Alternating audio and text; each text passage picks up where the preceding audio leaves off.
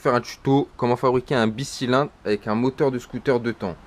Là c'est un moteur de Vivacity, mais tous les moteurs de temps tu peux le faire, tu vois, c'est... À part les verticales, non, ouais vertical c'est plus difficile, tu vois, mais quand le moteur il est horizontal c'est plus simple. Là je vais tout vous expliquer, je vais tout démonter, je vais tout l'ouvrir pour que vous compreniez bien, mais techniquement c'est moins difficile que le 4 temps que j'ai fait, parce que le vélo il est pas soudé. Les cylindres ils sont pas coupés, les culasses ils sont pas coupées, il n'y a rien de percé. Enfin si, les carters ils sont percés, tu vois, pour faire passer les axes là, je vais vous montrer. Parce qu'en fait, les 6 axes qu'il y a là, eh ben, les 6 ils viennent de se visser ici là. De base c'est chaque moteur par moteur, tu vois. Mais là j'ai tout modifié pour que ça soit les 6 ils viennent se serrer en face, comme ça tout est aligné, tout est droit, tu vois. Donc là je vais tout démonter et vous allez comprendre. Comment faut faire? Déjà, on va tout démonter, vous allez mieux comprendre.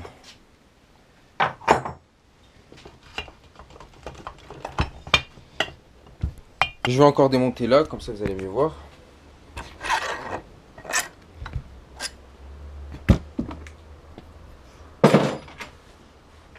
Ça fait ça. Vous avez le moteur de base et celui que vous venez de rajouter. Celui que vous venez de rajouter, il faut venir couper ici toute la transmission. Après avoir coupé toute la transmission, il faut venir faire une petite lucarne P. L'autre, pareil.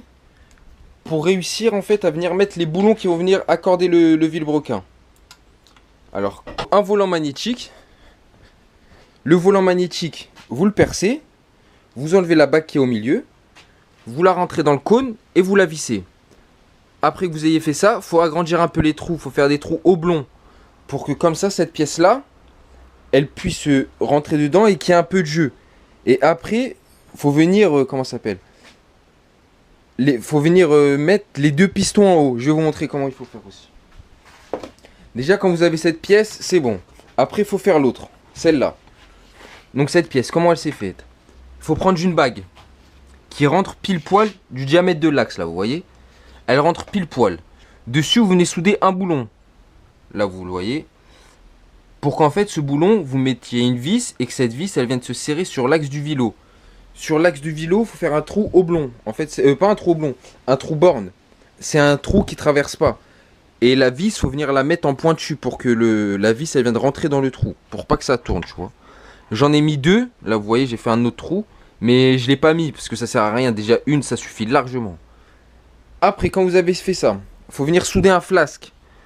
Sur le tube, vous soudez le flasque. Et sur ce flasque, vous faites 4 trous.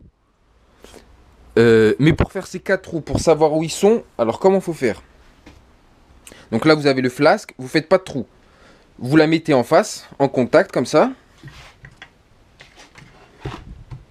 Vous mettez les deux bielles en haut. Comme ça, comme ça. Normalement, il n'y a pas les pistons, tu vois. Et vous prenez un axe. Un axe qui fait le même diamètre que les bielles. C'est un axe de roue arrière de je sais pas quoi. Et vous le rentrez dedans. Quand vous êtes rentré dedans, normalement, tu vois, c'est aligné. Et quand c'est aligné, faut venir lever les bielles. Faut que vous soyez deux, tu vois qu'il y en ait un, il tire vers le haut. Comme ça, ici, les deux pièces, elles seront bonnes, elles seront alignées. Et les trous, ils seront en face de là où il va falloir faire les trous. Donc comme ça, comment faut faire pour marquer? Vous prenez de la pâte à joint. Vous mettez de la pâte à joint sur la pâte, là, ouais, sur la plaque, et vous l'enfoncez avec le doigt. Comme ça, le surplus, il va rentrer sur l'autre pièce. Et quand vous allez démonter, vous allez avoir votre 4 trous parfaitement symétriques, que ces deux pistons soient vers en haut, tu vois. Les deux bielles soient parfaitement alignées vers en haut. Et quand vous avez fait ça, ben, c'est le plus compliqué. Après, il reste plus rien. Après, c'est un montage basique et normal. Le plus compliqué, c'est qu'en fait, que les deux pistons, ils soient vraiment à la même hauteur, mais pile poil, au 10e près. Et la meilleure technique, c'est avec ça. Vous vissez tout, vous mettez tout en place, vous mettez l'axe, vous le levez, tu vois, comme ça les bielles elles sont ensemble parfaitement droites et en hauteur. Et comme ça, vous êtes sûr de mettre bien ces 4 vis là, pour qu'elles viennent pile poil s'aligner. Et comme ça, quand vous serrez, eh bien, les deux bielles, elles seront pile poil symétriques en haut. Après, il y a un autre truc. Le serrage des carters. De base, normalement, vous rentrez les vis là et vous les serrez là. Mais si vous faites ça, eh bien, il y aura deux blocs distincts. C'est-à-dire pour les aligner après, ça sera pas simple. Donc la technique, c'est de venir percer pour ressortir ici là. Vous voyez, normalement, il n'y a pas ces trous d'origine là. Et bien il faut percer de derrière, ressortir là, pour en fait que les 6 vis, elles viennent tous s'aligner bien dans celui-là en fait. Qui est que 6 vis et pas 12. Je sais pas si vous avez compris, je sais pas si je m'explique bien, voilà, mais c'est un bordel ce moteur, hein. Même si c'est un peu plus simple que le 4 temps, il y a quand même du boulot, hein. Après, il y a quoi à faire? Et ben après, c'est tout, hein. Après, il y a... Ouais, non, c'est tout. J'ai oublié quoi? Ça. Oui, si. Il vous faut 2 rondelles. En fait, moi, j'ai pris des grandes parce que j'en ai pas des plus petites, mais le diamètre, tu vois, faut les mettre là.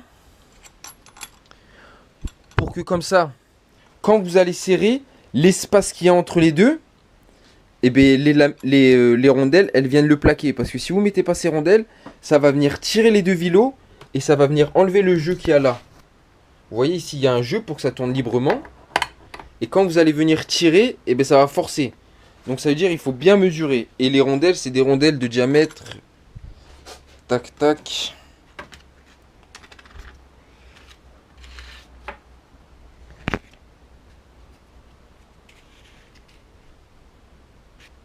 C'est du 2,6 les rondelles.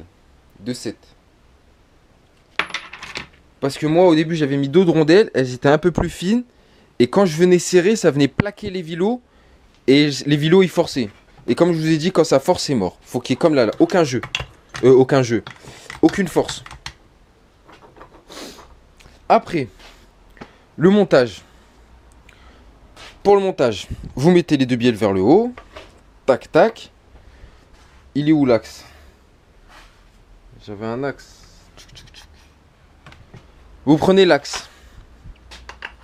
Ça, c'est le premier centreur, tu vois. Tu viens là, tu le mets là. Maintenant, il faut que les 4 trous... J'ai déjà oublié une rondelle. Maintenant, il faut que les 4 vis, elles viennent rentrer dans les 4 trous. Donc, c'est là où vous allez voir si vous avez fait du beau boulot ou pas. Vous prenez le carter. Vous rentrez l'axe.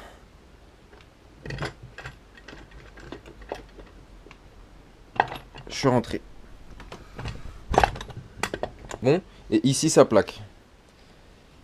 Après, maintenant il faut venir mettre les axes. Les axes, vous prenez des tiges filetées, vous mettez un boulon, vous le soudez, et voilà. Rien de compliqué. Par contre, pour le serrage, là c'est un peu plus compliqué. Faut pas venir tous les serrer d'un coup comme des vis normales de moteur, tu vois. Faut tous les... Regardez, je vais vous montrer. Faut serrer en croix. Parce que si vous serrez tout d'un coup, eh ben, il va venir plaquer un peu de là ou un peu de là. Et en plus de ça, la technique, elle est où ma vis?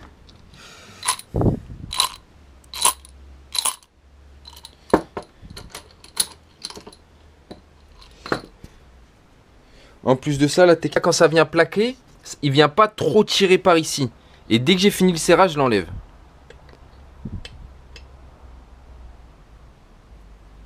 Comme ça, quand... Là, vous voyez... Ici.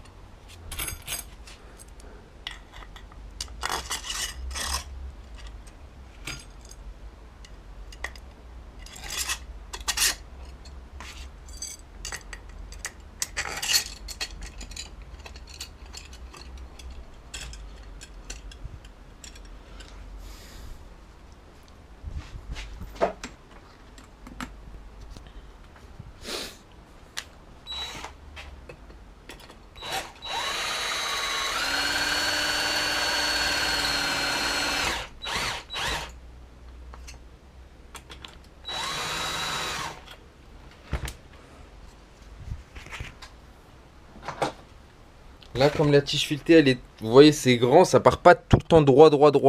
Faut venir prendre un petit couteau, le redresser et le visser en même temps.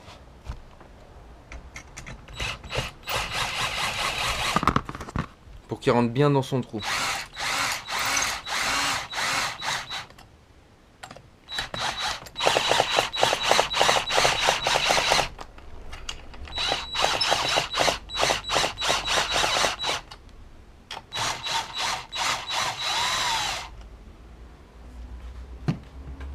Ah ouais, on est sorti ici, putain.